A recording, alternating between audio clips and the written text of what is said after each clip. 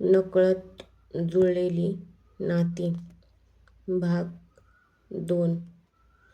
सकाळची कोवळी ऊन अंगणात पसरली होती. कोंबड्यांचा आवाज, चुलीवरचा धूर आणि आजीच्या ओव्या. सगळं नेहमीसारखं होतं. पण सागर मात्र शांत बसला होता. काल रात्री आजीने सांगितलेल्या गोष्टीने त्याच्या मनात खूप प्रश्न निर्माण झाले होते. तो हळूच आजीजवळ गेला. आजी, बाबांना खरंच मला भेटायला येणार नाहीत का? आजीच्या हातातला पोळपाट थांबला. तिने सगळीकडे पाहिलं. बाळा, काही माणसं आपल्यापासून दूर जातात, पण त्यांची प्रेम कधी दूर जात नाही. मग बाबा मला सोडून का गेले? हा प्रश्न ऐकताच आजीच्या डोळ्यात पाणी आलं. ती काही क्षण शांत राहिली आणि म्हणाली, तुझे बाबा वाईट नव्हते रे, परिस्थिती वाईट होती. सागर काहीच बोलला नाही. आजी उठली, कपाटातून एक पिशवी काढली आणि त्याच्या हातात दिली. सागरने थरथरत्या हातांनी पिशवी उघडली.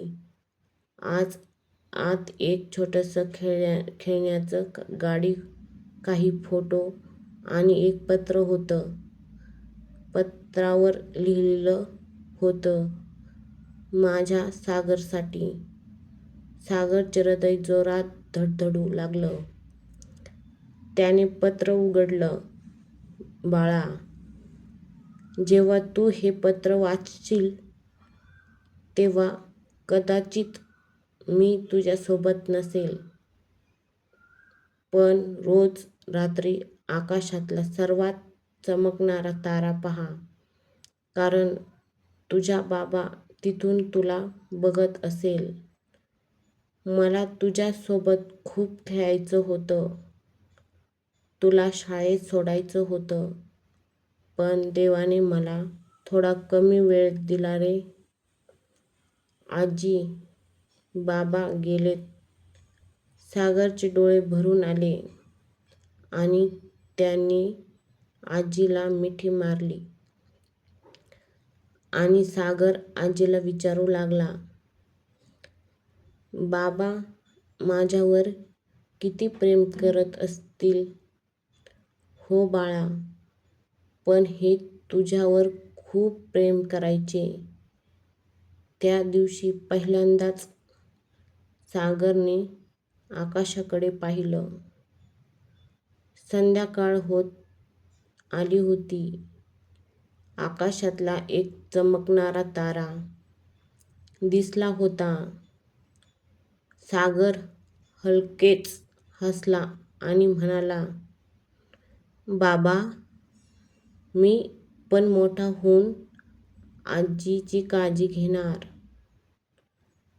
आजीच्या डोळ्यात आनंदाश्रू आले.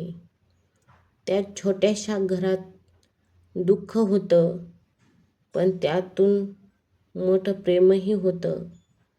बाळा, काही माणसं आपल्यापासून दूर जातात, पण त्यांचं प्रेम कधी दूर जात नाही.